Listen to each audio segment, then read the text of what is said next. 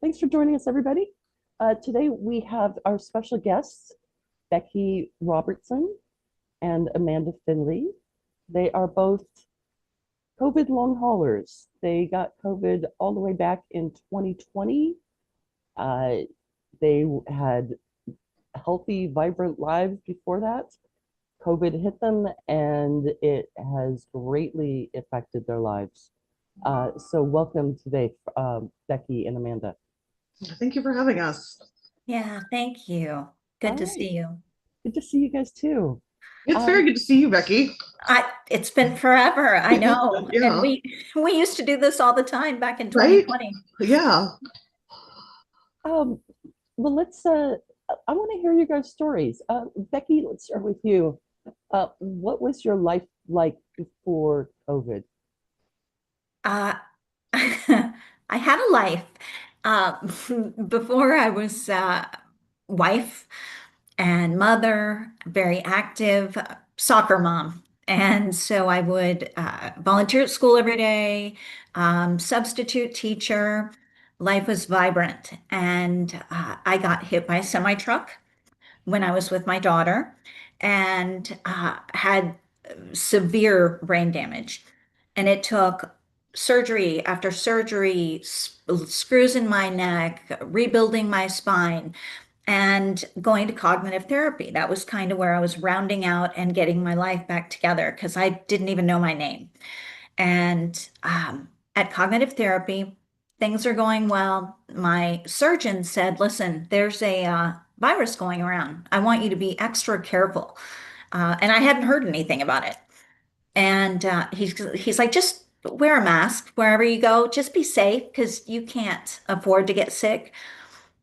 Okay. I go to cognitive therapy, walk in, and there is a guy who looks exactly like the guy, like Patrick Dempsey on Outbreak when he was on the plane, sweating, red. You could see a mile away. This guy was sick.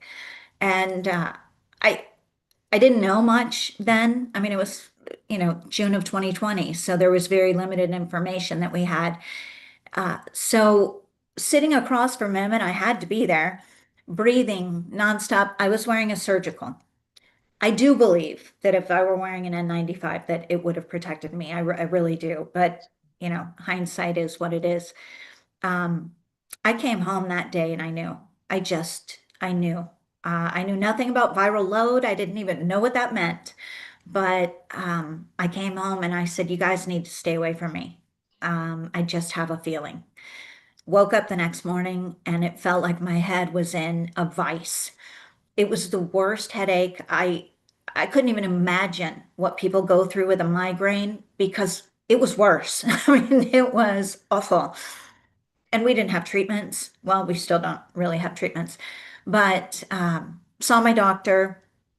I now have every cold and flu symptom known to man, starting to get really bad neuropathy. It felt like I was drowning.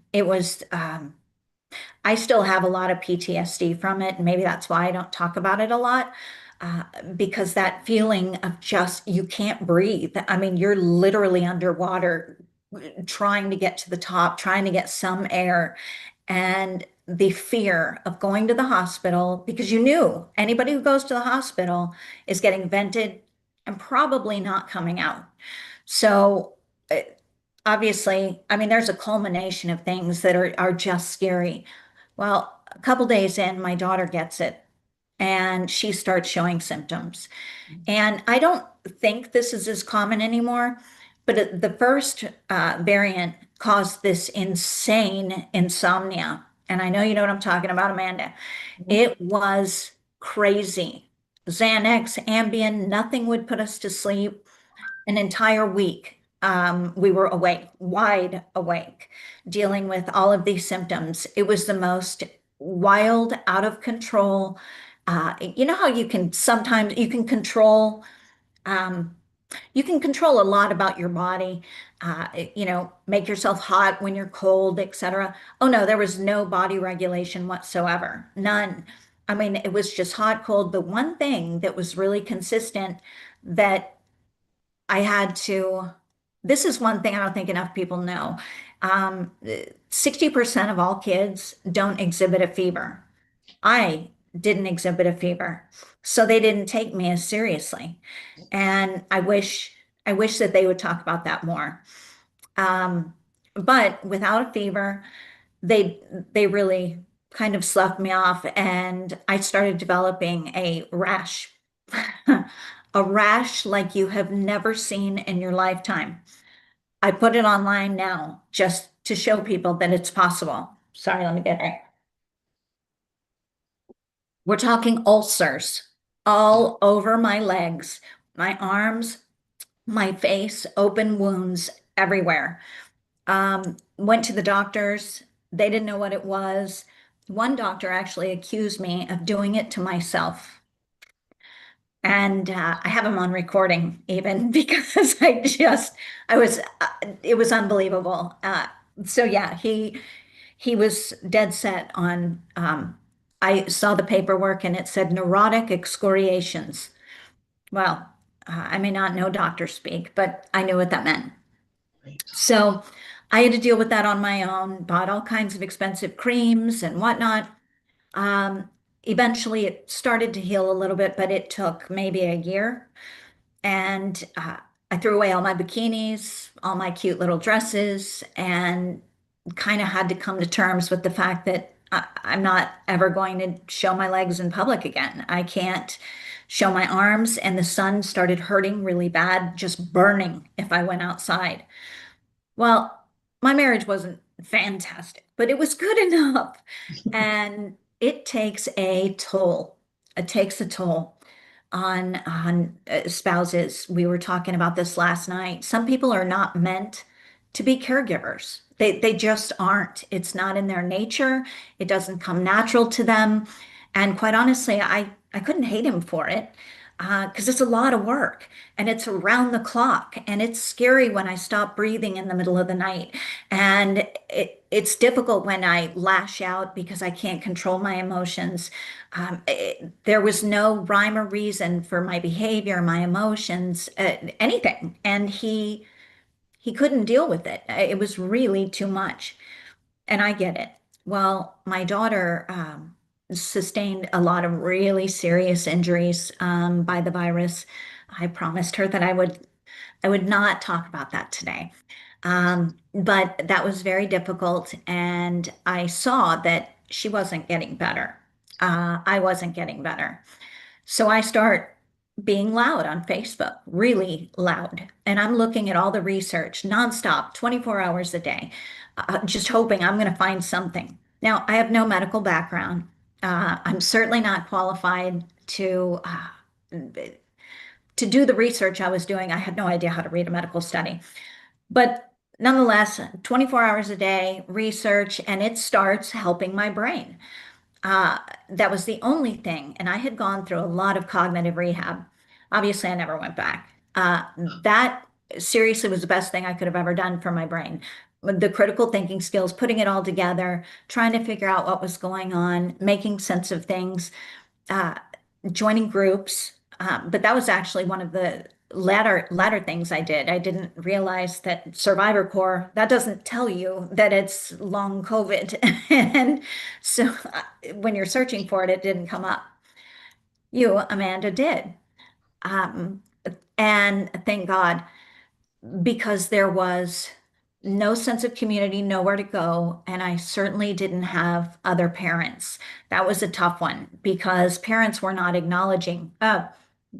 Shocker, they're still not acknowledging Right. at all. And I felt so alone. I knew my marriage was going down the tubes. My daughter was not returning back to her health cognitively, and it was a loss. You know, I was mourning my prior self. I was mourning the prior relationship I had, my prior life, everything that I was used to, everything that made me me. I could no longer listen to music if I got in the car because the sound is just too much. I have tinnitus so loud. It is just like a dog whistle piercing in my ears 24/7. Still has not gone away. Uh, all of the little things that I thought were easy are now difficult. I get physical therapy at my house now. I developed osteoporosis, and I had no idea who puts all these things together. It's a virus, big deal. Well, my doctors had no idea. And looking back, now I realize, wait a second, why was everyone so confused that a virus was behaving like a virus? A Right. virus does attack brains and joints and muscles and your heart. Why in the world was everyone so shocked? Why did all of the doctors deny that it did this kind of damage? Uh, it's I hate to say it, but it's the truth. This is very much like AIDS, It's, in every sense of the word. I mean, it really is, and we have expressed that. Actually, we had community members that had HIV, and we didn't want to listen to them because this was scary stuff. And they said, we're gonna just tell you, we're watching, we're seeing exactly what's going on and what's happening to your bodies. This is exactly like HIV and AIDS. Ah, everyone said they were crazy, denied them even sometimes the entry to the community because they just did not want to hear it. Uh, they weren't wrong. They really weren't. And as time went on, my vision started going. I've never worn glasses before. Vision's gone. The hearing, I don't know if it's so much tinnitus as it is, both the vestibular, because my balance is off. So there is, if I were to give you a whole litany here, people don't know how much fun this is. The gift that keeps giving. So we got vision problems, hearing problems, swallowing problems, sleep apnea, hair falling out. I have half an eyebrow over here. I get to color that one in. Um, my kidney, that's a good one. We have diabetes now. So I got to monitor that. I, I mean, I'm not really a candidate for somebody that would have diabetic symptoms or diabetes in general, but now I do. So the kidney issues, my lungs have fibroids in them and scar tissue.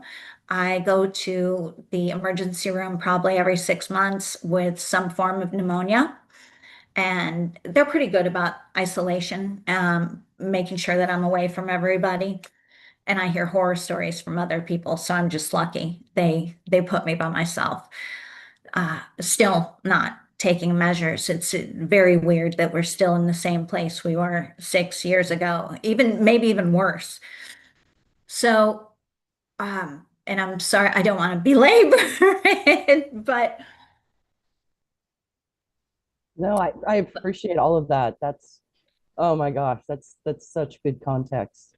it Um, just doesn't, it doesn't end, I look at you sitting there and I think, God, she was able to dry her hair. She was able to, tend to all of the little things. And I can't even pluck the eyebrow I have because I can't see it. My vision is that bad.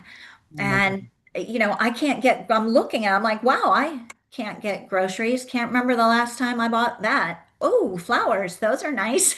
And, and you just can't do all of those things that make you normal. So, uh, my life is now being farmed out, and I know everyone can relate to this. I thought a GP was to take care of you kind of head to toe, just in general. No, now it's ologists. You got to go to every single ologist there is. So I've had to go to ophthalmologist, endocrinologist, pulmonologist, cardiologist. I'm on heart medication, dermatologist, psychologist, psychiatrist, sleep specialist, and I'm sure there's a couple more. But that's my life. I mean, my social life is going to the doctors and Twitter Spaces at night with an amazing community that I've made there. Also, Amanda, one of the first people that I've met, and so grateful. we laugh and it's like, oh, those are the OGs from 2020, because Right. we went through it. I Yeah. mean, really, we went through it together. And the PTSD that came with that entire year was so overwhelming that it's hard to think that I've ever been that scared. I can't imagine that kind of fear, and I don't wish it on anyone. Luckily now, people don't have that same level of fear because there are more people living. We're not watching people being put in the back of trucks, refrigerated trucks. But the community that I found, I think, has made it somewhat bearable. The problem now, well, first, let me address that, is that there was Amanda's community and COVID long haulers on Facebook. Well, that's primarily where I stuck, was Facebook. Then I started losing friends and family. Weren't dying, they were just leaving my life. They did not want to hear it. I mean, we're talking close, close, close family, and they did not want to talk to me, made it very clear that I should not contact them either. They thought I was absolutely nuts. Then we got infected again. And that's when the world really thought I lost my mind, because the government was telling everybody you can only get it once. There's no way you can get it twice. So yeah, and now we know we can get it as many times as it's going to be. I don't know now. The average is 2 infections a year for those that are not taking mitigation measures, and that's very scary. But I think Mike Borger is reporting or estimating the average American has had 5 infections. yes, yes, up till now, and that's on the low end, he says too. Yeah. Uh, and I think that if he said more, people would absolutely reject the thought, no, there's no way. But 70% of all infections are asymptomatic. And that's a scary figure. So you've got that on top of tests that don't work. I don't know if people are testing anymore, because who's going to pay $30 for a test? That's what they are here. The government has really dropped the ball. But infection number two, similar circumstances, and it's not so much the symptoms and illness, the acute infection, as it is all of the things that shape your life around that acute infection and the long COVID that comes with it. Because you you think you're going to get better. You just keep thinking tomorrow's the day I'm going to feel a little bit better. And you think that every day, and you don't get better. And then you have new symptoms, and you never know what you're going to get. It's kind of a mixed bag. Last night we were talking about it, and it presents differently in everybody. Absolutely differently. There's no two people that have the exact same symptoms. And that's where, when they came up with the symptoms through, I think it was Recover, identified 200 symptoms, and that's undercounting. I mean, that's, sorry about that. That's truly undercounting the amount of symptoms. I mean, there are just things that people are not making the correlation. So, I I could go all over the place and just tell you how much this has become my life, whether I wanted to or not. I now have a family I never knew I needed, in the people I've met online. I I don't know what we would have done without each other. I can't imagine facing this without social media. I just can't. I don't know that I would be here today, to be honest with you. I mean, suicidal ideation is actually quite common, very common. We've lost a lot of people, and lately we've lost, in the past 2 months, 8 people in our community, both online, Facebook and Twitter. Uh, you're not you're never prepared for death, but you're not prepared when we all have the same thing. What's happening to them is going to start happening to me. and the first waivers aren't looking very good. Yeah. I have reached out to many from the first wave just to check in. I hadn't heard from them in a while. None of them are doing well. None of them. And it's a sad truth, but I wish people would kind of open their eyes. And the reason people deny it and they say, I don't see that. Well, of course you don't. We're at home. We're in bed. That's why you don't. And most people, Amanda's very brave. She's been showing her face since day one and probably gave me the gumption to go ahead and get on podcasts and interviews because I knew how exposed she was putting herself and throwing it all out there and talking about ugly things that nobody wanted to talk about. And that gave me the courage to share my story. But in the same token, I want to share my story and I want to get answers. Yeah. Mm, Thank you, Becky. Thank you. no problem. Yeah. If I can sort of wrap it up here, that Yeah. with all of the things that did happen to my body, this is a really important one because people don't put this one together, is your teeth. Yes. And I started losing teeth. They started crumbling, and the dentist accused me of not caring for my teeth. Well, since it impacts your vascular system, you don't get the kind of blood flow in your gums. They start receding. You get dry mouth. I developed lupus, and that makes it worse. The osteoporosis. I have walked across the room and had little bones breaking in my feet and was in a cast for a while.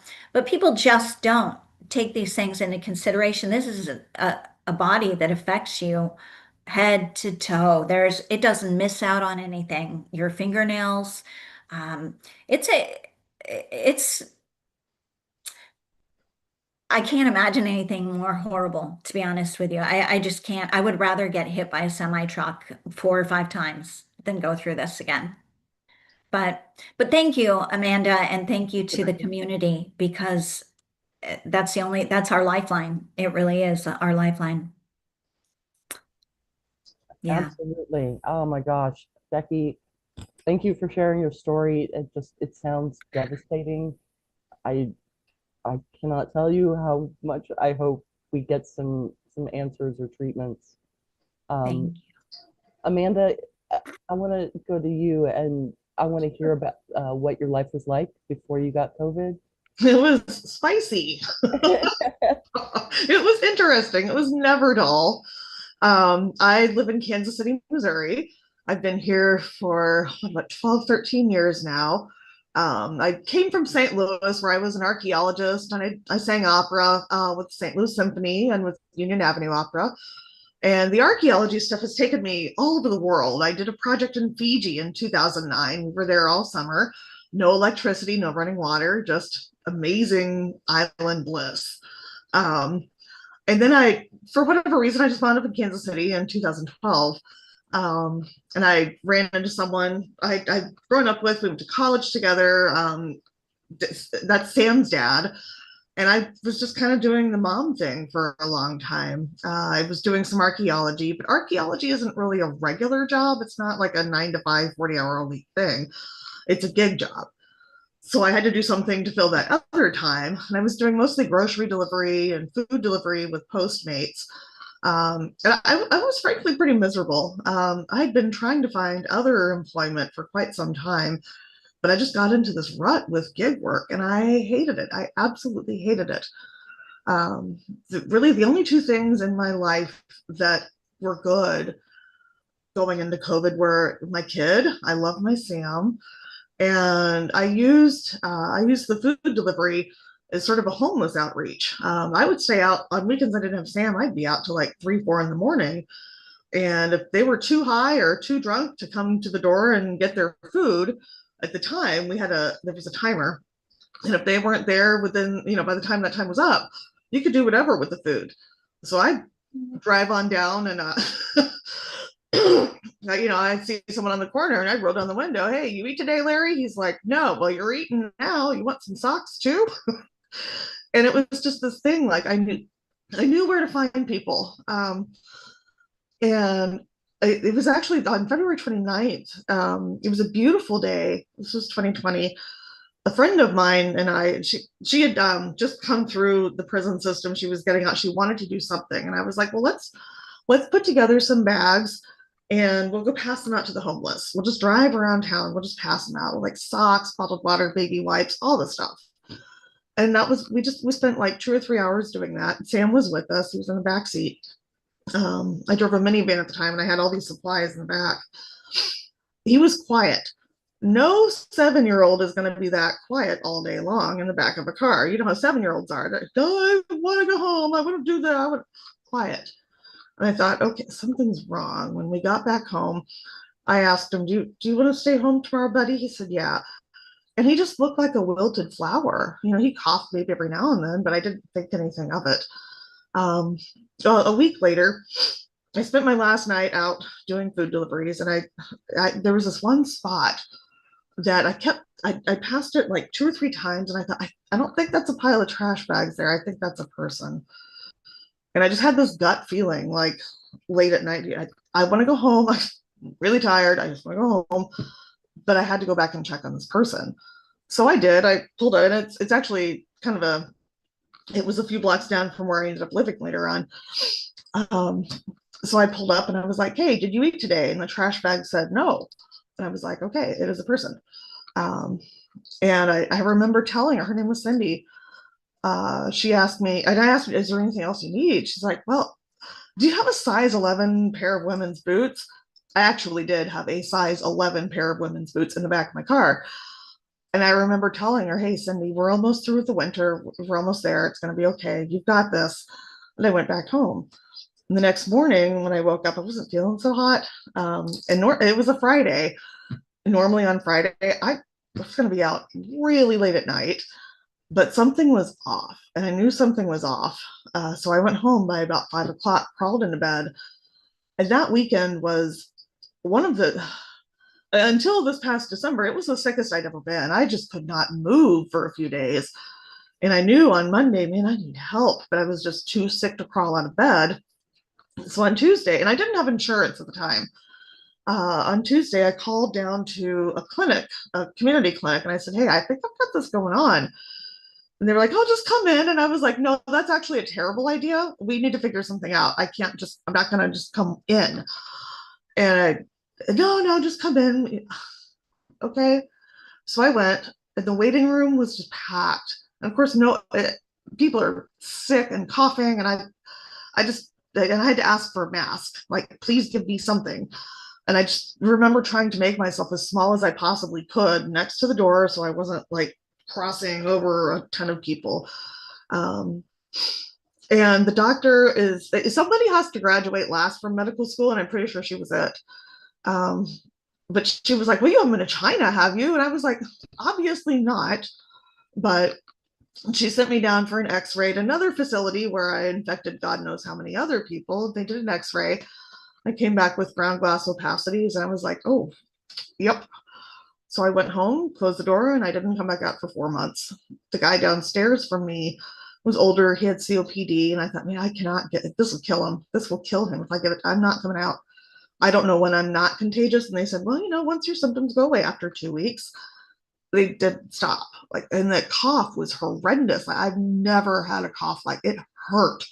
I can't believe I didn't break ribs with this thing. It doesn't relieve anything. It doesn't dislodge anything. It just hurts. It's the most pointless, painful cough.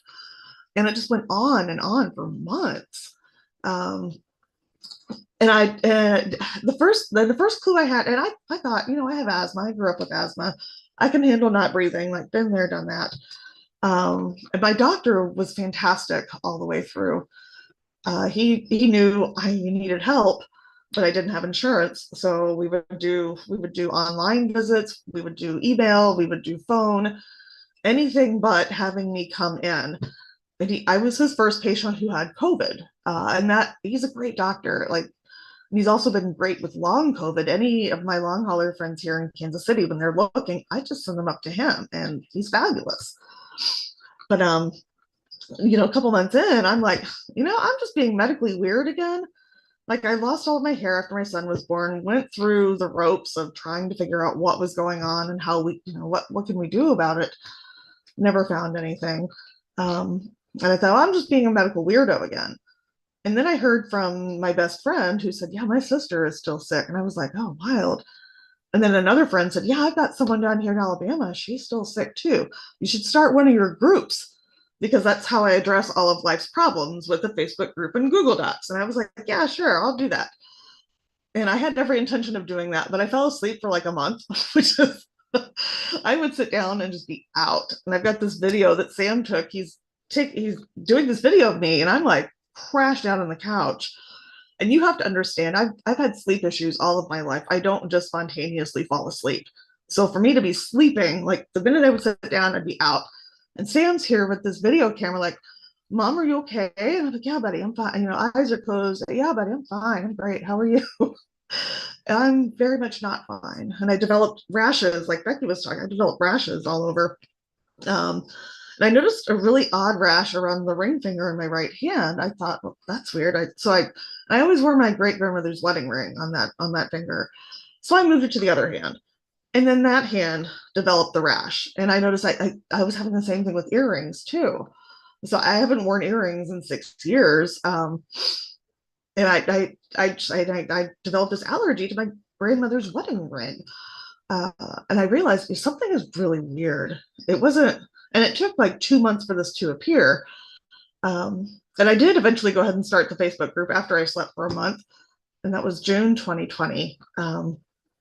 And I thought, well, we'll find 50 people and we'll just be miserable together and it'll be fun. Yay, us. And that's not what happened.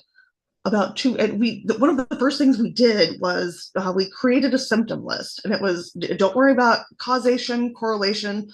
If it's a symptom that's new for you, put it on the list. And that has over 300 symptoms on it now. And we've gotten thousands of responses on this.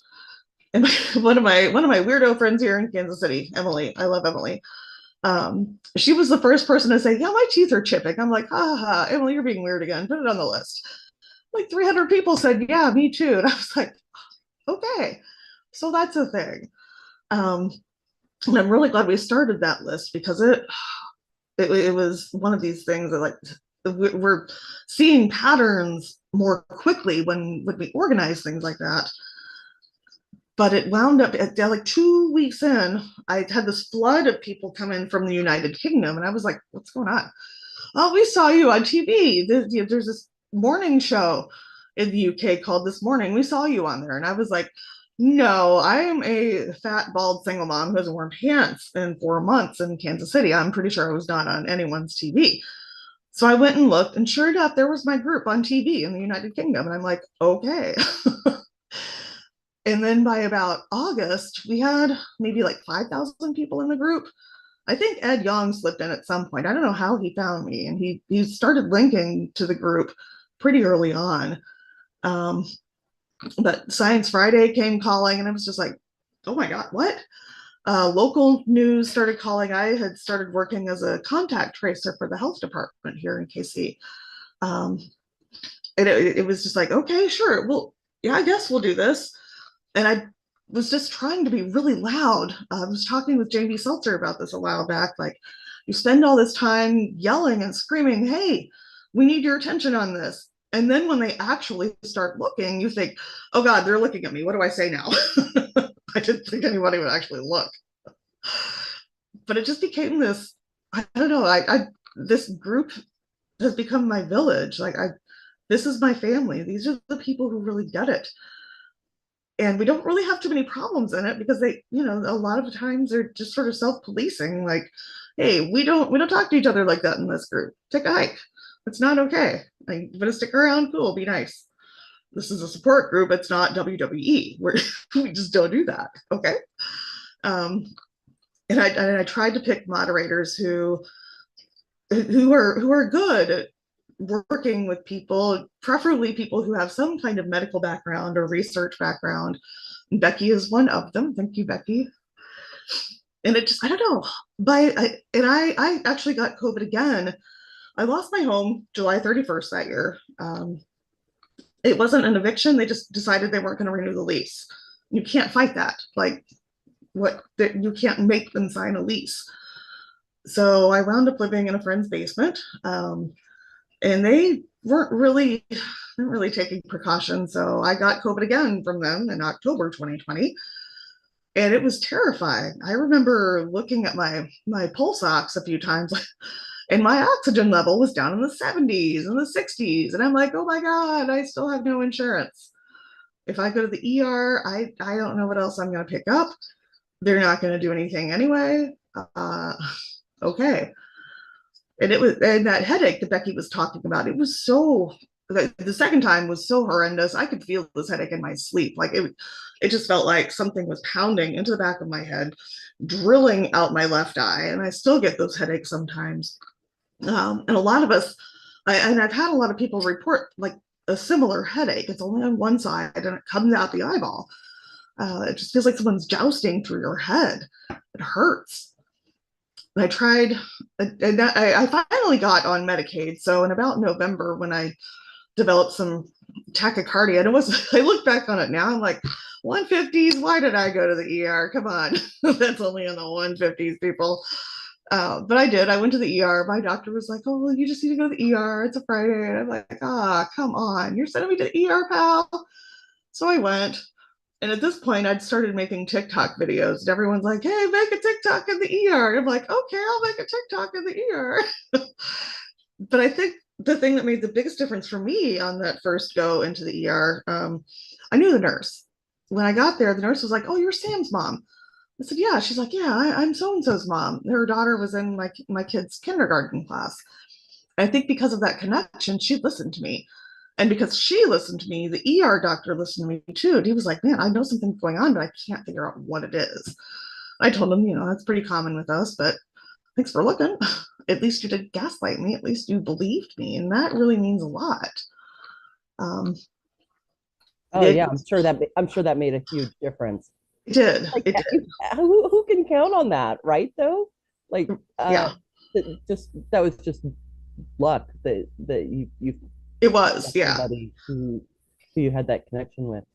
Well, and it's not unheard of for me. It's like move over, Kevin Bacon. I got this. I'm curious how you and Becky first met.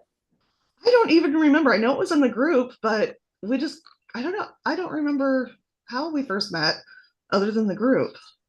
I mean, it was natural. I mean, it was just Right? kind of like we just grooved in together and Yeah. lots of conversation. I was kind of a rabid poster. I mean, nonstop posting On news all Facebook. day long on her Yeah. page. Mostly on Facebook. Yes. So Facebook, yeah, and next thing you know, I'm a moderator. We're doing Woo. podcasts, together, and on interviews. It was, it was really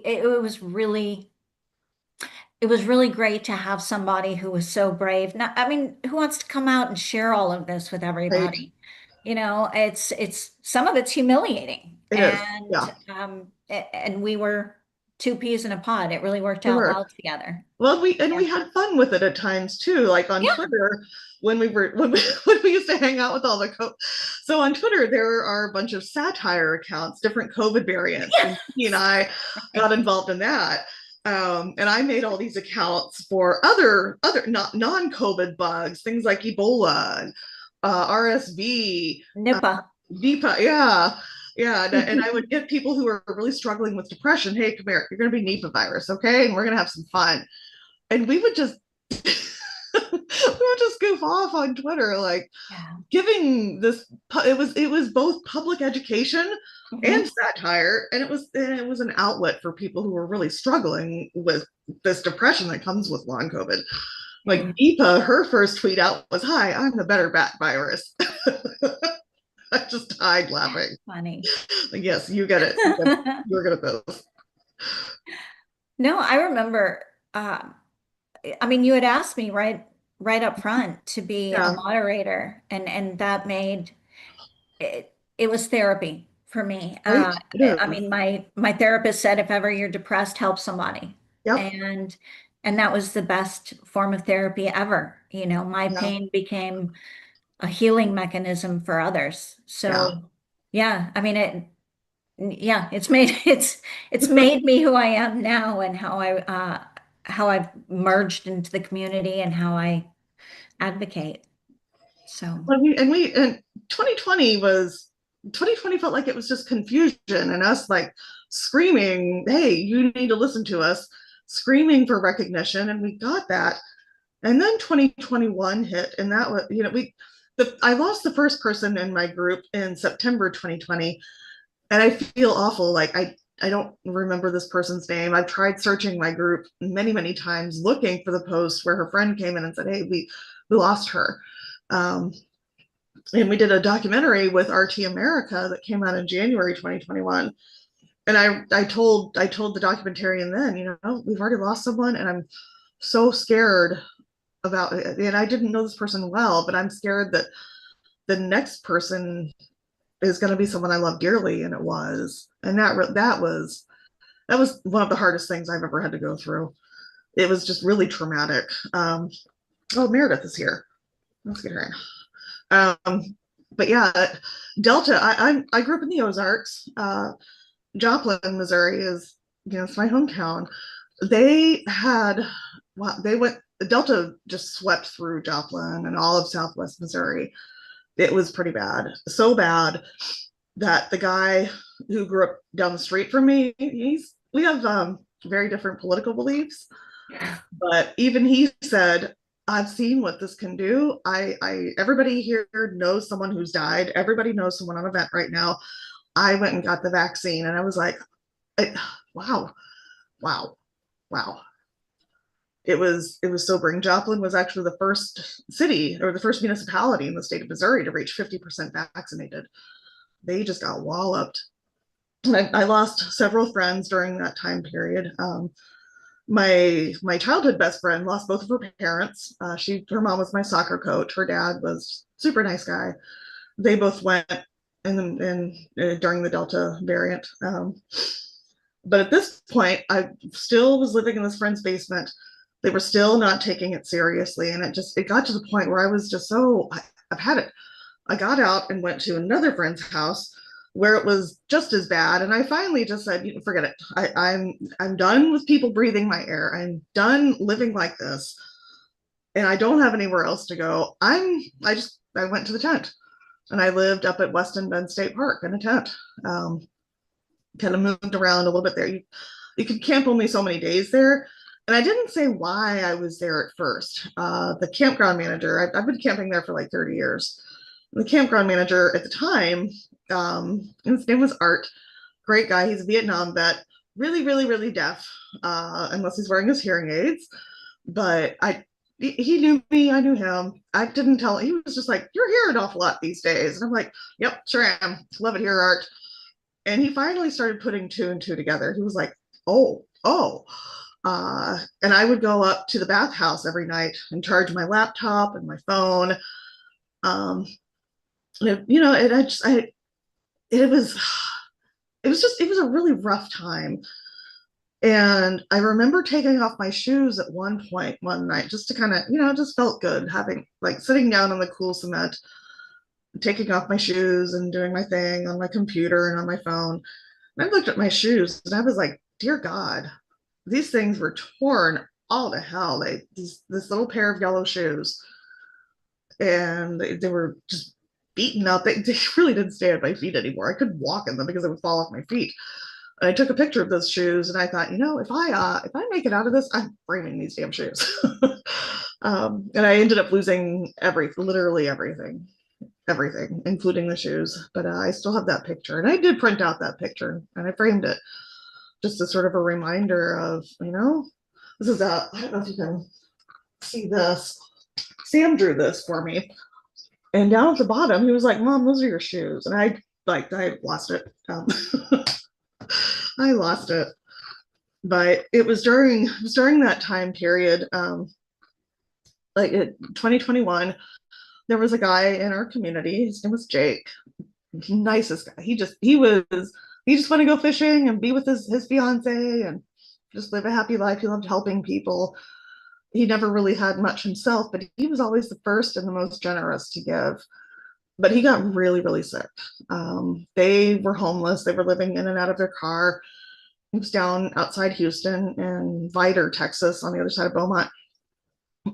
But he got COVID again. And he was healthy. He was only 40 years old. He was pretty healthy. He'd never had any medical issues, but he developed heart failure. And he was on a vent for most of May 2021. We really thought we were going to lose him. Like his ejection fraction dropped down to 8%. And when Tashina sent me that text that day, and she said they're saying he's not going to make it through the night. I woke up the next morning and she sent another message, and I thought this is the message. No, he actually, his sats like went up, or his ejection fraction went up, his O2 sats went up. He had pulled the vent himself, and he's just sitting there being Jake. But he told us when he was on the vent, he had these really vivid dreams that it was the three of us. We would just go out fishing together. And I promised him, Jake, we'll go fishing someday, okay? But he had to be on a few medications to stay alive. He did in the state of Texas, he couldn't get on Medicaid. They wanted him to be on disability before he could get on Medicaid. So we were fundraising like $5 at a time, keep Jake alive, give him food, make sure he's safe. And it wasn't enough. We were trying to pull together enough for a few doses of his heart med on September 1st. That was Ed Young. I talked to Ed Young for an article he did, and that came out on September 1st. And I don't really care how many followers I have or don't have. I didn't really have that many on Twitter at the time, but Ed came along and tagged me in this on Twitter. And then they had a Twitter space talking about this article. There were like 3,000 people in this space. And I went, and I'm just listening. And Ed said, actually, we started talking about the only thing I talked about with him was the socioeconomic impact of long COVID. We've got people talking research, we've got people talking treatment and all this other stuff. We don't have anybody talking about the socioeconomic impact of this. Like, I am in a tent because of this, and I'm not alone. And Ed saw me in the crowd. He was like, hey, come up here. So they pulled me up, and I'm telling the world about Jake and what he's going through. And, we're trying to keep this guy alive. We don't even have the $60 for 3 doses of this med. Someone who was listening messaged me and said, hey, what's your Venmo? And he sent $60. And at the same time, I got a message from Tashina, and she said, hey, he just collapsed. EMS is here. They can't find a pulse. They can't get his blood pressure. They're going to cart him off. They won't let me go because I'm not family. So I slipped her that 60, and off she went in a lift. And then he died 30 hours later.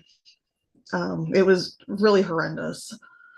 And about 5 hours after he died, we found out, he finally qualified for disability. He finally, yeah. Oh my God, that's yeah. But I lost it on Twitter.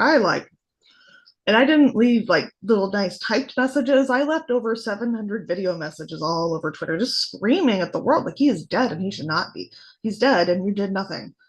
Like, he should still be here. And that was, I just assumed no one's ever going to see this. Like, no one's paying attention. No one's listening. Morgan Fairchild pops into my DMs. She's like, I'm so sorry. I just saw your friend. Are you okay? And I said, no, how are you? And I didn't know that she was also dealing, at the time, she was dealing with her partner having long COVID as well.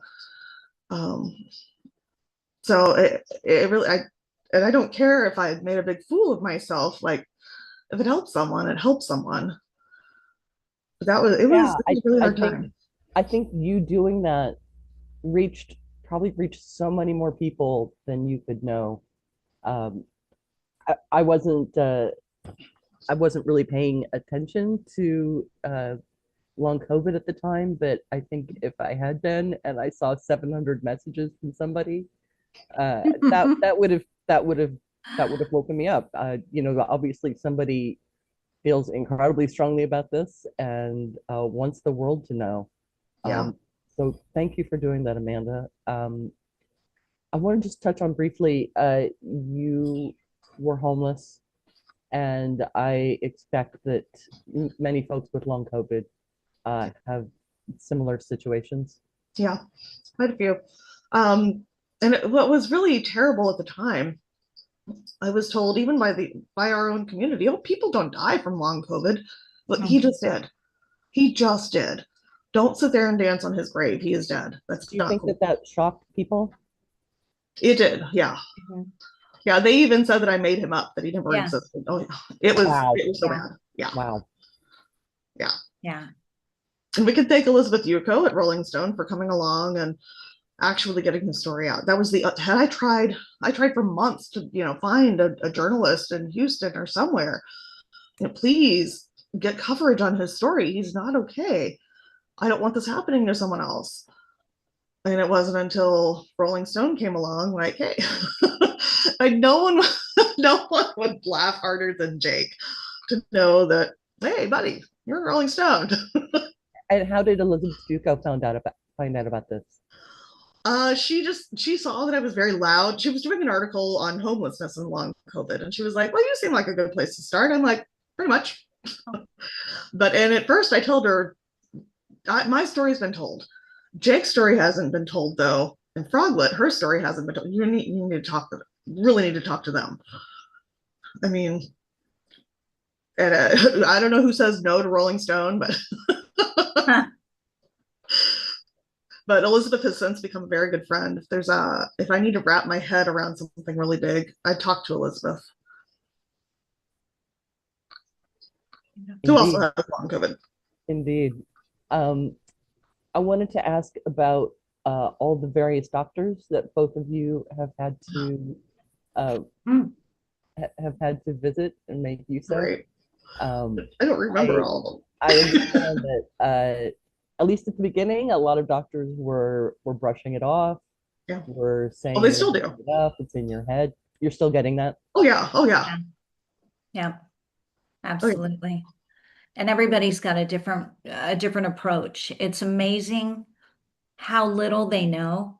And I hate to be that patient that comes in and I'm like, Google doctor told me this, that, and the other. And somebody had to do the research. I mean, they don't love it when we come in, but I hope to God that we at least spur some curiosity. That to me, I think of anything, it's so shocking to me. You go into medicine because you have an intellectual curiosity. At least that's what I assumed. And so few doctors still to this day have any curiosity about it. Yeah. It's very limited and they just kind of put us in a box. And we still don't have treatments. Some of us get off-label meds here and there to help. And Lord knows we have all spent at least $1,000 a year on supplements because their supplements are pretty trendy, and we've Right. gone through just about all of them. Uh, but yeah, I mean, it hasn't changed. Here we are 6 years down the road, and doctors still don't know anything about our illness. I don't know how we change that. We are starting. I mean, you can lead a horse to water, Right. but we are developing CMEs, Uh-huh. credits for doctors, and sometime in my life, I hope to see the day where they make them mandatory Yeah. and where they make doctors learn the most upcoming and latest information on, what ails. I mean, we're the number one, long COVID is the number one childhood chronic disease outdoing asthma. How That's right. can you not know about that? Um, Yeah. but yeah, this is really dangerous. The lack of knowledge, and that I also don't hold it.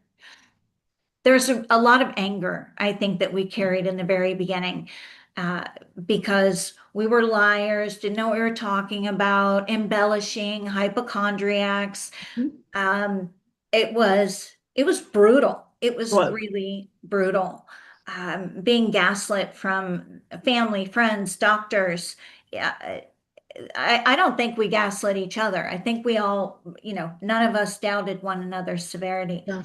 Um, but uh, it's been it's been so difficult to make amends with people because I realize now it's not necessarily their fault. I can jump up and down and scream and yell about our condition and how serious it is. But quite frankly, the people who are supposed to be modeling good behavior aren't doing it. Yep. So no matter what I say, it's not registering, and they are, and they have every right. Well, then why is my doctor not wearing a mask? Then why is my school teacher not wearing a mask? Why is the president not wearing a mask?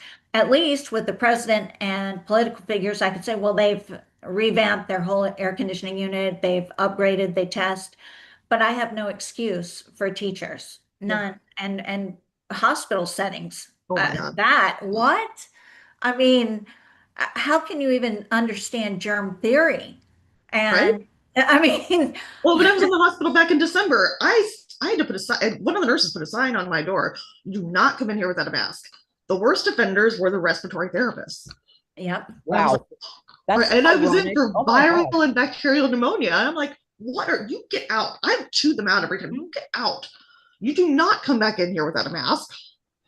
It's mind blowing, It really. is. It is. And I just, yeah. And they Amazing. don't, it's funny. Here's the one thing, and I know, Amanda, you can, well, of course you can, is that when we go to the doctors and the ones that do acknowledge, in the course of the conversation, talking about all of our ailments, how terrible it is, everything that it's done to our body, and they acknowledge it. We are wearing our N95s.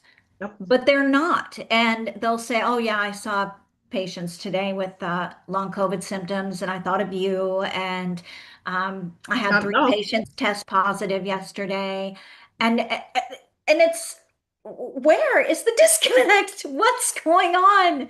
You're acknowledging my illness, but yet you're exposing yourself, me, and your patients. I don't. It. Yeah, what I know there's a lot of frontal lobe damage, but this is next level You're frontal right. lobe damage. So, yeah, that's mind blowing. One Indeed. thing I started to do, I had an incident with an endocrinologist.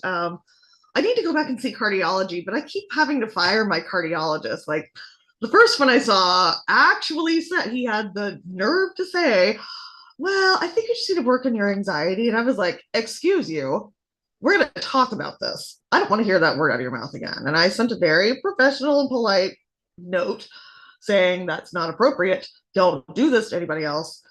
Oh, no, he didn't mean it that way. Yes, the hell he did mean it that way. We're not, no, don't give me that. And then, I thought, okay, well, maybe we're past this. He did it again. And I was like, that's it.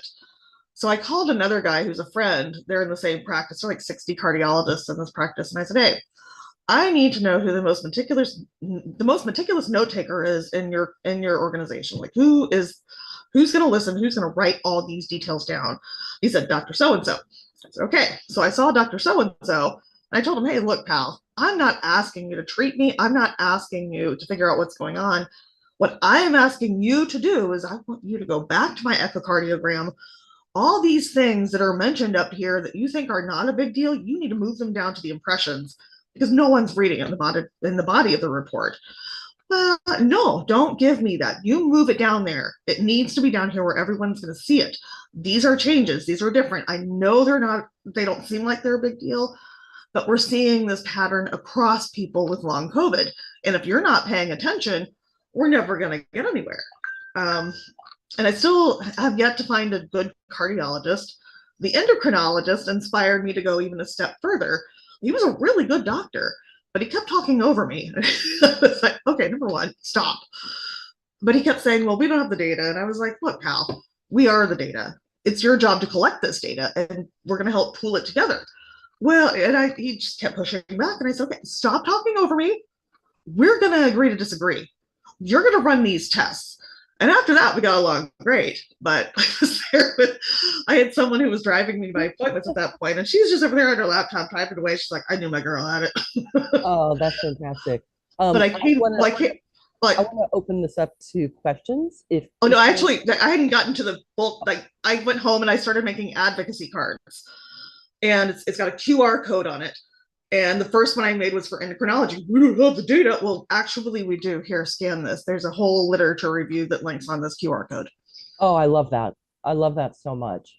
That just seems so, and it's kind of fun, right? To have a card that you can just give to somebody. I've got endocrinology, cardiology, neurology, GI, immunology, megakaryocytes. So yeah, no, we Awesome. have data. Here it is. Yes, you are the data. Um, I want to open this up to questions. If folks have a question, go ahead and go to the React button near the bottom of your screen, and there's a raise hand button in there. So go ahead and raise your hand if you have a question. Um, You can also type it in the chat if you'd like. that's right. Type it in the chat, and we will get to it.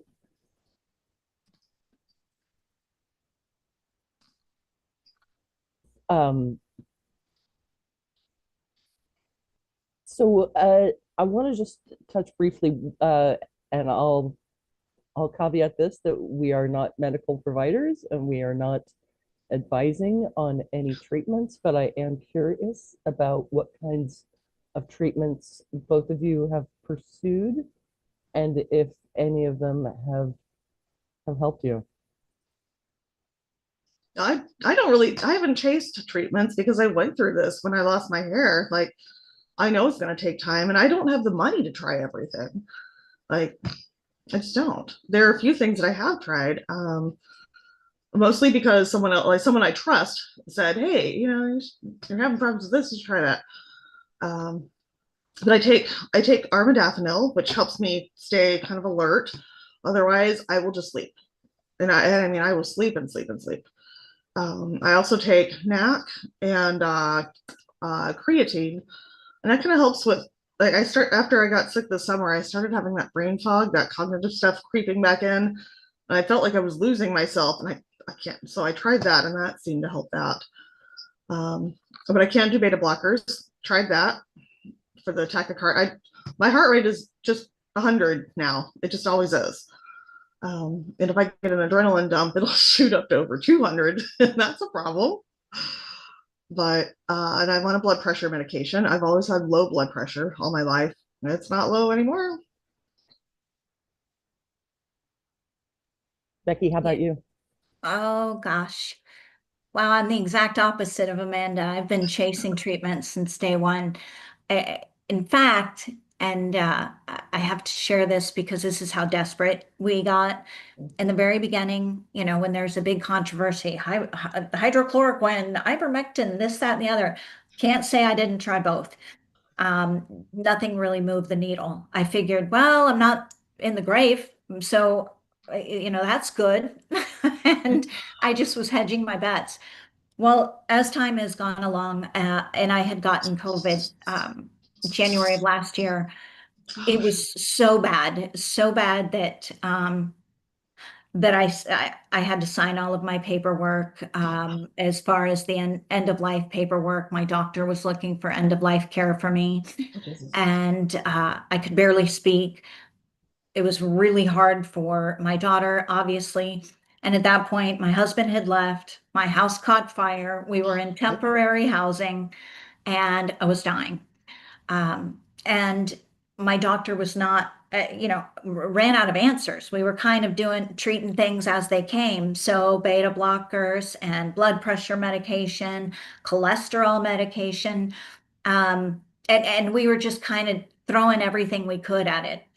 Well, as it turns out, and at that point, uh, I wasn't specifically on anything because there isn't anything for COVID, but I told my doctor, listen, you know what? I want valacyclovir. I've been doing all my research. I see that in Israel and in New Zealand, they've found some success with it. And 4 days later, my brain, uh, it's almost like someone went, wake up, and bam, better than when I was hit by a truck. And all of a sudden, the proverbial fog, and I hate that term, Right. but and it lifted, and I'd never thought more clear in my life. Um, it was almost like magic, and I thought this is going to wear off, absolutely, and it didn't. And all of a sudden, because I was at the point where I couldn't make it to the restroom. So I had doggy pads in I mean, this is the uglies, but I had doggy pads in my bed. Well, I could stand. All of a sudden, I could stand up straight without pain. I Wow. could walk to the bathroom because I couldn't do it before. I would grab the carpet and pull myself to the bathroom because everything hurt so bad. It's like arthritis times 1,000. Um, and the improvements kind of kept coming. And all of a sudden, I didn't feel like I was dying.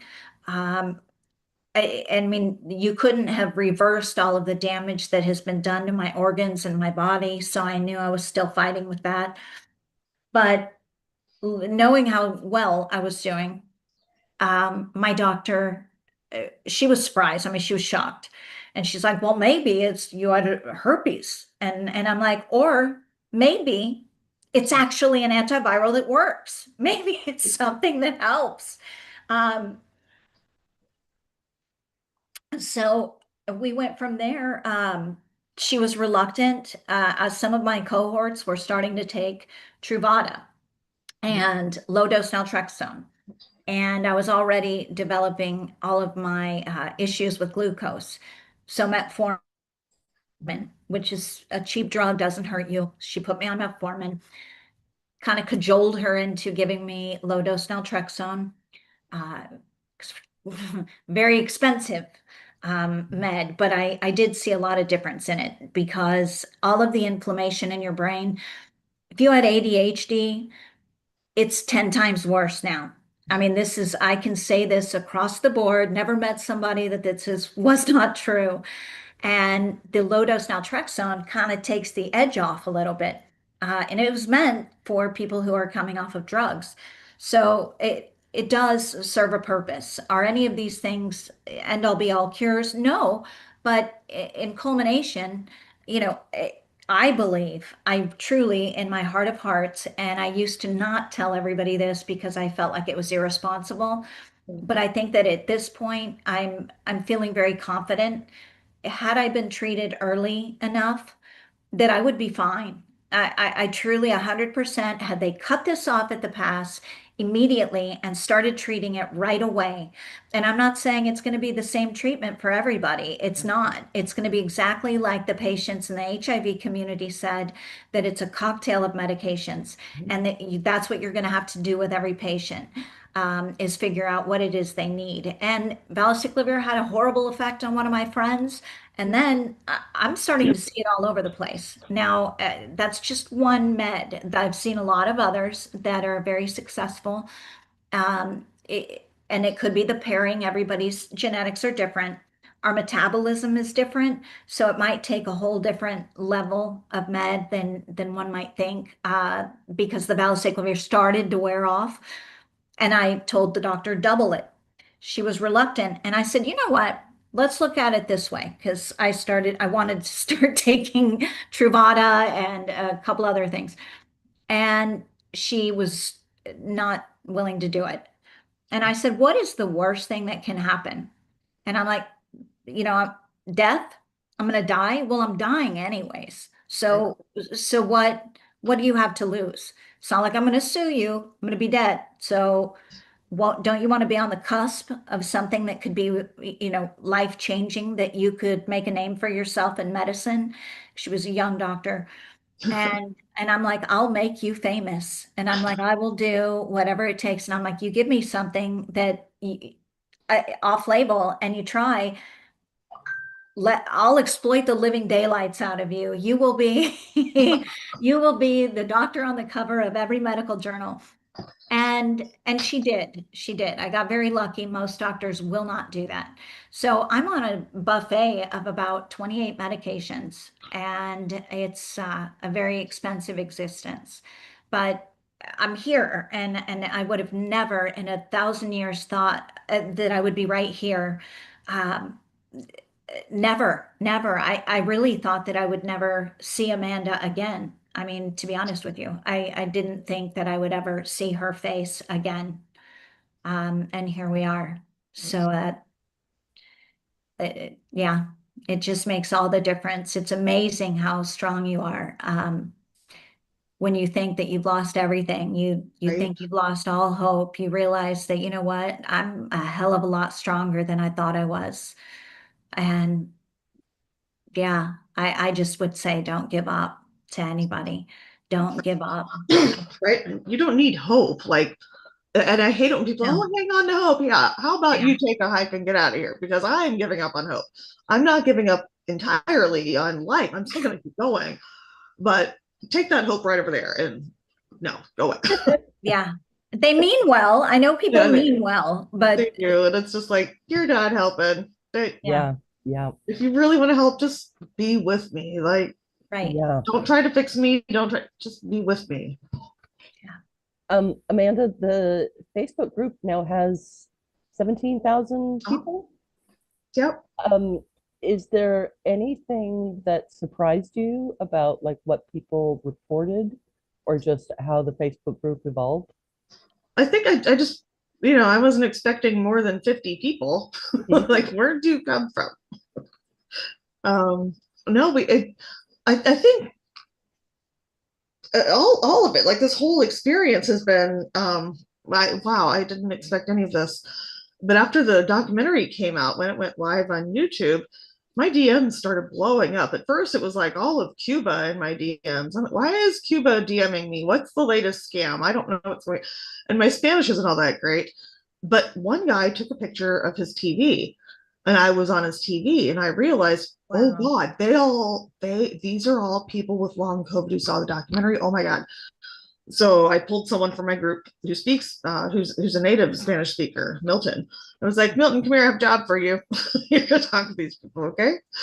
And then it was Colombia, Venezuela, Peru, and then all of Africa. And it just all of them said the same thing. Like, and they said the same things that everybody else who had been joining the group. But they said that it's the sickest I've ever been. Nobody believes me. I don't know what's going on. They think I'm crazy. I think I might be going crazy. No, you're not going crazy. And at first, every person who would join the group, and every single person, I would send them a message on Facebook. Hey, I just want to let you know I believe you. You're not alone. Here's a symptom survey. Please fill this out. Until Facebook started cutting me off. You can't send that many messages. Okay, so I would do that until I maxed out on messages. And I did that for like a year and a half, like every single person who joined the group. Oh But gosh. I'd say you did a hell of a job because I contributed to a lot of the different groups. I Mhm. mean, I figure the more I put out there, somebody's bound to come Right? across it. Yeah, and more is definitely not a bad thing. In fact, I have printouts kind of like you have your cards, Yeah. and I have like little one-sheeters. So when I go to the doctor, I slip them in all the magazines, and I just leave them there. And I mean, they're going to think it's in a medical office. Surely it's true, and it looks professional. So I do that, and it's just my way of something to contribute. Right. But a lot of the groups were so hateful. I mean, the vitriol and the horrible things that people would say. Right. I mean, it was insane. As much as we were suffering that people would say these things, looking back now, I can accept that, you know what, it was stemming from fear. Yeah. It was really they were scared to death and they wanted us to be liars because Yeah. nobody wanted to believe it was that bad. Uh, so Amanda did a great job of policing that. I mean, I'm still a moderator. I'm just not as active. Yeah. But it's weird. It's really weird seeing people come today just as naive as they were in 2020 and coming into the group going, well, is your menstrual cycle off? Right. You know, That's like the very and first it's article we did. yeah, yeah.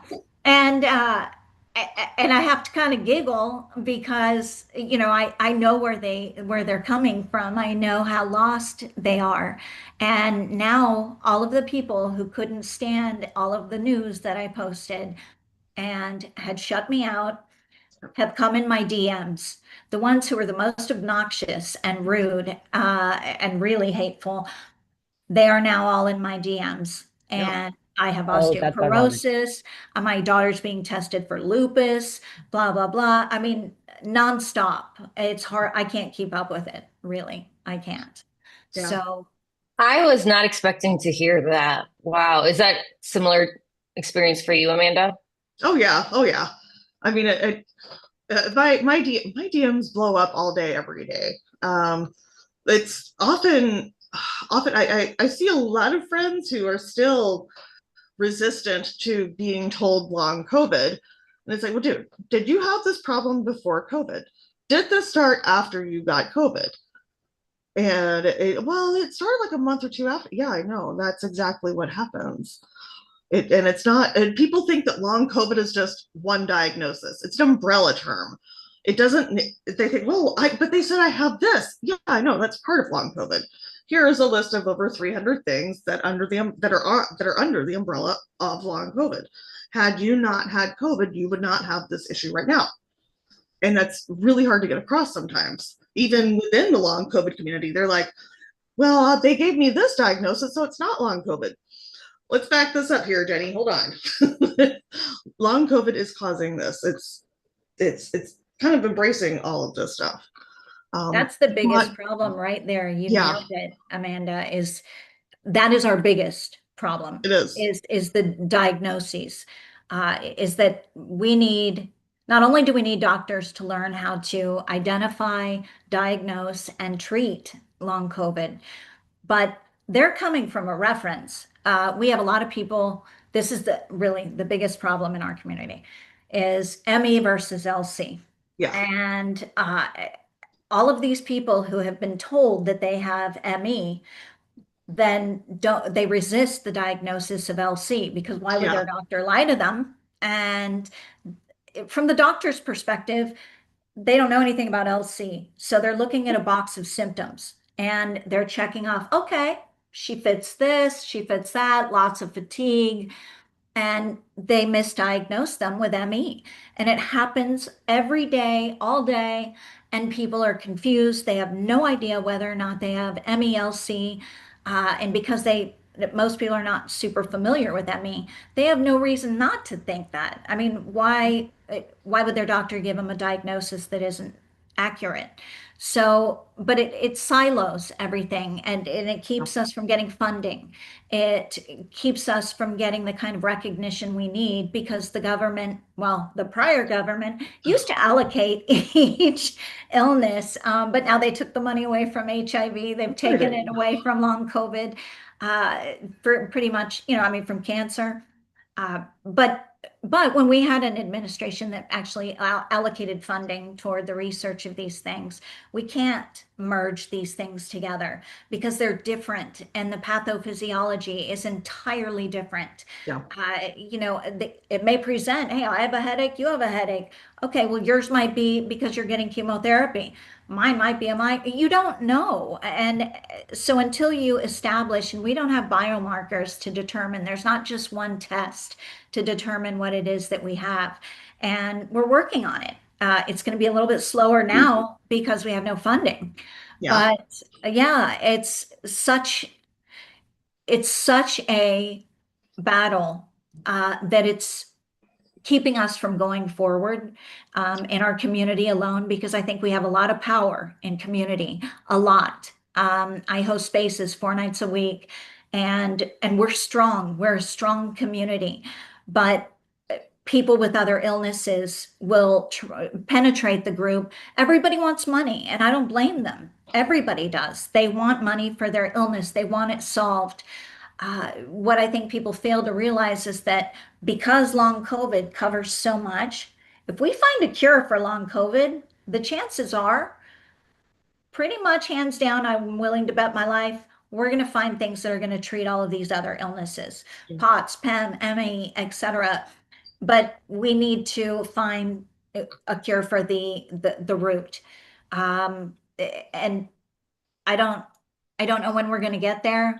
I have to address this because it's when we look at the future, and this needs to be said, it's really hard and hard to be hopeful because everybody got really excited when RFK had the roundtable discussion. I was not excited. Well, Just no, saying. yeah, I got you. You know the inside scoop. Mm. But getting together with the various doctors that we know are interested in our illness, Patterson and Not a police fan, but that's another story. Kawasaki. Yeah, so all of these people and a patient rat, Devin. So when we saw that and they started talking about having a consortium, they're going to bring them together. And all of the patients, I'm sure the average person did not watch that, but we did. And it cycled through everybody's DMs and on every platform. And it was hope. It was like, whoa, maybe something's coming around. And RFK is talking about his son who has it and he wants treatment. He reached out to Patterson and, was willing to try antivirals and immune suppressants and whatnot for his son. And I thought that was going to make all the difference. I mean, in a world where we had no hope for 6 years, this was the closest we were going to get. And now I realize it was just performative. It It was was. just one big performance. There was no money. He never even followed up with the doctors after that. Nothing. I mean, just brushed us off. It was we're still grappling with that. We still are. And that's an impossible. I don't know how to rectify that. And I don't want to tell patients because I feel badly. I don't want to steal anyone's hope, but I believe that as long as this administration is in place, we're going to get nowhere. We're We really actually, we actually about a week or two after that whatever you want to call it, yes. we had Megan and I hosted a rally, FRFK, and Ah, we had people sign a petition. Hey, get rid of him, fire him. We told people, but we literally labeled it hashtag FRFK. And someone was like, "So what does the F stand for?" And we said, "Fire." yes. Yeah. But, no, that's I knew that with him coming in, if he's gonna go to anyone, he's gonna go to the cabal of disinformation people. And that's nope. Nope. He's gonna go to the people who've been running these predatory practices, bilking long COVID patients out of the little money they have, offering them false hope. No, we're not doing that. We are absolutely not doing that. It's not okay. But if there's one thing that I want to share this with everyone who has long COVID. I know it's hard and I know it's frustrating, but in 2013, when I lost all my hair, and I came from a medical background. I worked my dad's a hospital administrator. So he had me doing just like helping out at the hospital all the time, doing billing, coding, typing, like doing medical transcription, typing up the reports. I was a CNA for a while. But when this weird thing hit and I lost all of my hair, my big thing was that just the fatigue that I had at the same time was crushing. And I knew had it just been the fatigue without the hair loss, no one would have done anything. So I had this very visible thing going on.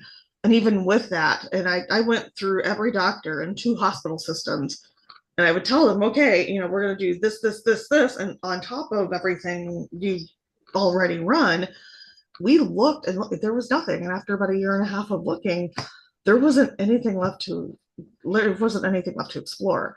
So when long COVID hit, I kind of had, I had this experience behind me, like, okay, we're not going to come across this soon. We have to be patient with the process.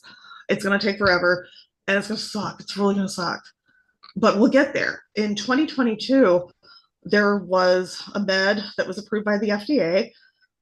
It's called baricitinib. It actually treats alopecia, like what I have. It's a JAK inhibitor, and baricitinib is actually what Vanderbilt University is running a trial on for long COVID. My insurance doesn't cover it. It's $2,000 a month. So if you've got $2,000 a month, please let me know. I will, and it's something that if someone has alopecia and long COVID, yeah, they could go try it and see how it works on the long COVID. I do have someone in my group who improved quite a bit on baricitinib. I just don't, I don't have $2,000 a month to spend on that. Otherwise, I would.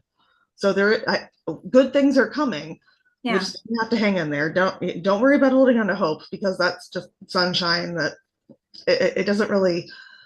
I feel like it belittles what we're going through. Oh, hang on to hope, be positive. Yeah, shut up. I'm gonna watch The Simpsons, okay? But it'll absolutely. come. It'll get there. It's Well, just, Dr. Herger had said, I don't know if you've heard him say this, and that he said you've got to realize that when this is the pace of medicine, and maybe it's a little faster because we've got the yes, computer and the internet, but I don't think that that's going to make a big difference. As he said, it takes usually 10 to 15 years to implement a drug, a method, a theory, and it's. I mean, who can wait 15 years right. for something? We just can't. Right, exactly. And I'm in a trial right now. I mean, granted, I'm doing better than I ever have. But I'm going to hedge my bets still. Yeah. And so I'm in a GLP-1 trial, and I had to drop uh, out. you dropped out? Yeah, I had to. I started developing a few symptoms that were kind of concerning last week. So I'm still in the trial, but I'm not doing the drug now. Okay. I'm convinced that I am on the placebo. I mean, Yeah, I've gained weight and and there's zero symptoms, and apparently you can't walk away from it without at least one or two symptoms. yeah. It's a very dangerous drug, It can, but yeah, very. And I don't know why they're shoving it down everyone's throat right now. It's the answer to everything, for diabetes, for COVID, for, a litany of things. Um, Somebody's got to make money off of it. but To, it actually does have some mechanisms that would be effective for us. We've talked about this. I have a yeah. research chat on Facebook, and we've bounced this idea around. It actually has effects on like central apnea and sleep apnea. So there are some things it could help with, Do you but think that the good outweigh the bad? Because there's a lot of bad. yeah, but yeah, some things could, but it's not going to be everyone. And I know, I know you were talking about metformin earlier. A lot of us can't do metformin. I've got someone who she started out at like 260, 270 pounds. She's lucky to be 90 pounds right now. Oh my God. Yeah, she developed really severe gastroparesis from metformin. So with everything we try, there's going to be a risk. We don't know how it's going to affect us. But like we've said so many times, someone has to go through the jungle with the machete, clearing the path. And then the people who come behind us make it easier for the people behind them, and so on. Somebody's got to do it first. Might as well be us. Right, right. 100%. I mean, we've been in trial. I can speak, I think, for you too. We've been in trials since day one. We've been filling out research surveys since day one. It kind of made it justifies our suffering, you know? Yeah. And it's not like we're Jesus on the cross, but we are happily willing to go out there and take our suffering and make it into Yeah. something good. Uh, that's my hope anyways. That's Yeah. my hope. So. Absolutely. Well, we are coming up to an hour and a half, so I want to start wrapping this up. Is there anything else that either of you want to leave us with? Wear a mask, please. Wear a Don't mask. do this to yourself. Absolutely.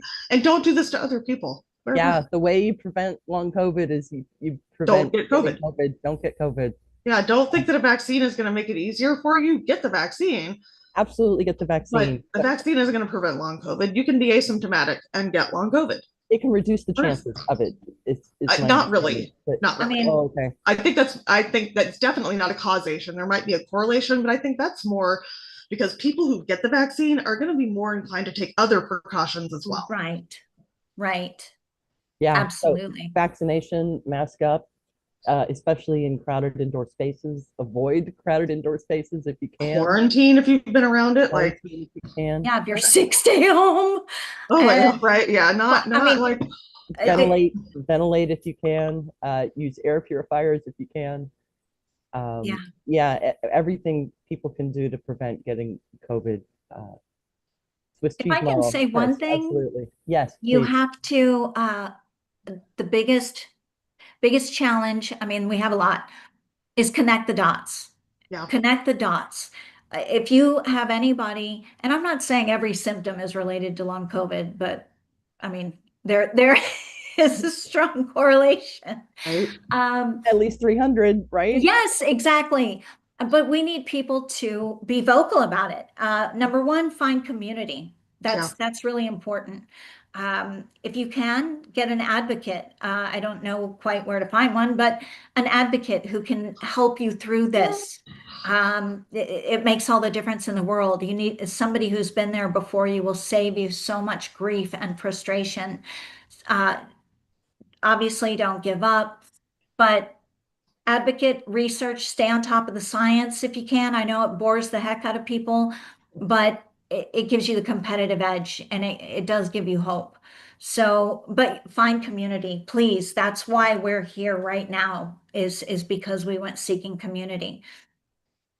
A community that didn't exist. We had to create it.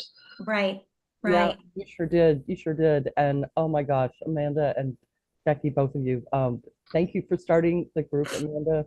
Yeah. It sounds like an amazing resource and an amazing home for folks who really need to be able to share their stories and compare, compare notes, compare uh, things that have worked and haven't worked.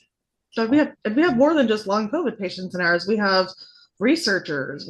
We have public health workers. Like when the World Health Organization entered the room, I'm like, yeah, come here, chat. Look at this. Yeah. And we actually have had research come out of this group. One of the first GI papers came from our group. Yeah. As a matter of fact, and one thing I can't believe we've not even said anything about it is that March is Long COVID Awareness Yes, Month. it is. Yes, it And, is. Right. Yes, Right. hence this is, where I gifted myself these lovely neons behind me. Love those. But on March, Oh, I love those signs. Those signs are thank gorgeous. you. Did March you get them? 15th. Did you get them made? I had them made, yes. They're my gift to myself, really. I mean, all of the manicures and pedicures I've missed over the years Right. went to my signs. But March 15th, which is Long COVID Awareness Day proper, on Twitter, I'm having a 24-hour Twitter space with about 27 experts, patients, nonstop, all day, all night, and it's going to be great. Last year it was 12 hours, but we've got, everybody from Morgan Fairchild, Jonathan Howard, Dr. Joffe. We've got all of the people that are the people you want to hear from that are going to tell you where we're headed and what they're doing right now in medicine. So I'm excited. It's going to be a big deal, and I just thank you guys for having us on today. This Yeah. has been incredible. Tomorrow is actually 6 years for me. Wow. That's the one thing about this illness. Everybody knows their anniversary. Yep. Isn't that weird? Like Everybody. I can't say April 22 on the 4th is when I got a flu. No, I mean, this Right. one, because Yep. it changes your life. It does. Yep, indeed. Well, thank Yep. you so much for coming today, you guys. It's just inspiring and sobering to hear your stories. I really appreciate hearing it. I think everybody else did too.